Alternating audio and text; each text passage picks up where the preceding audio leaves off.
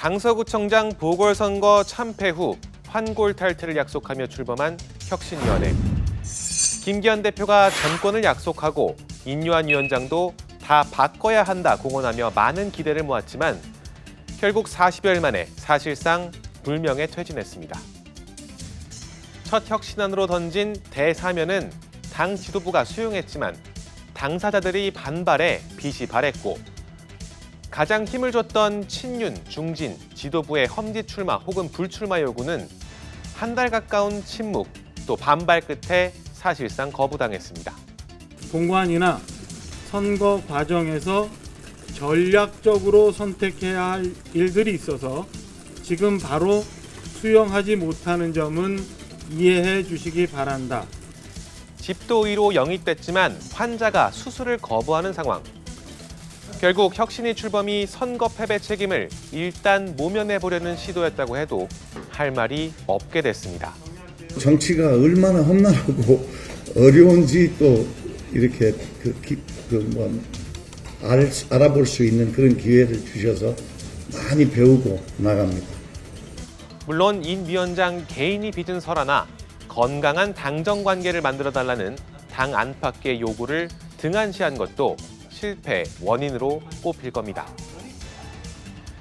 역시 올해 민주당에서 띄웠던 김은경 혁신이 1호 혁신안 불체포 특권 포기부터 거부당하고 남은 수명에 비례해 투표권 주자는 노임 폄하 같은 논란만 남긴 채 역시 조기 퇴장했죠.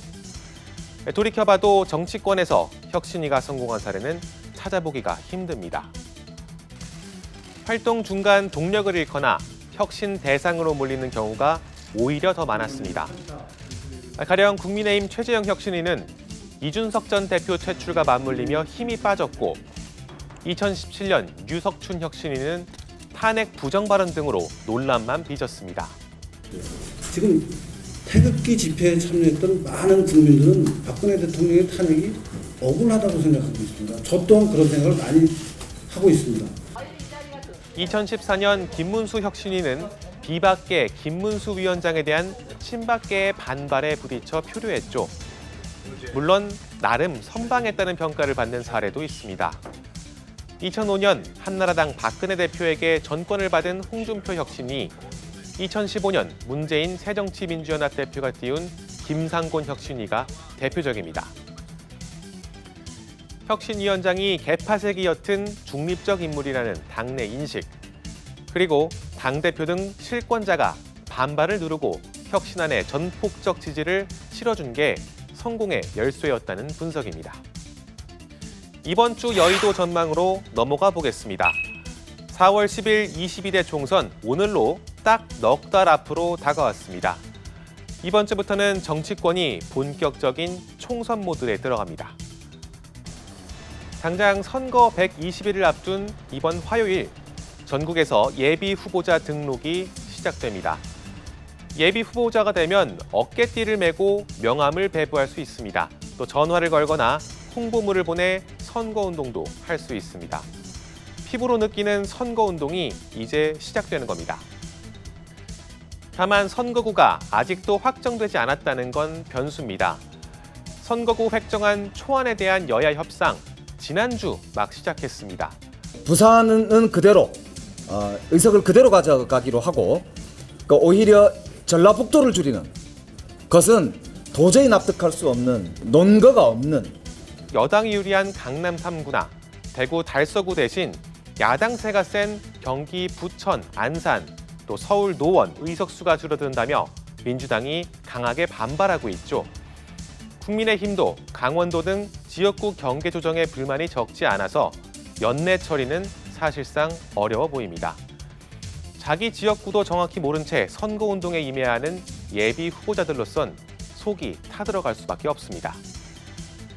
국민의힘과 더불어민주당, 아마도 현재의 김기현, 이재명 체제에서 총선을 치를 가능성이 높아 보이는데요. 역시 총선 모드로의 전환이 시작됐습니다.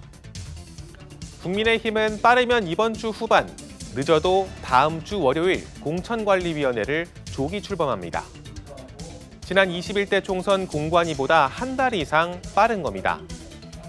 민주당은 이미 지난주 전략공천위원장으로 안규백 의원을 지명했죠. 경선 없는 전략공천 지역구는 최소화해 공천의 당원 뜻을 최대한 반영한다는 계획입니다. 양당 모두 총선 세피 수혈도 시작했습니다. 국민의힘은 지난주 소아과 의사 하정훈 원장과 범죄심리학자 이수정 교수 등 5명의 영입 인재를 먼저 선보였고, 민주당은 이번 주부터 베일을 벗는데 국민에게 무려 1,500명의 인재를 추천받아 심사하고 있다고 합니다. 여야의 영입 인재들, 아마도 지역구에 출마하거나 비례대표에 도전하겠죠. 그런데 어떤 지역구가 사라지고 경계선이 바뀔지도 알 수 없고, 비례대표도 제도가 어떻게 될지 오리무중입니다. 막 정치권에 발을 들인 신인으로선 참 황당한 상황일 겁니다. 총선 준비도 준비, 인재 영입도 영입이지만 그 전에 게임의 룰, 선거법부터 확정하는 게 먼저 아닐까 생각이 듭니다. 지금까지 여의도 풍향기였습니다.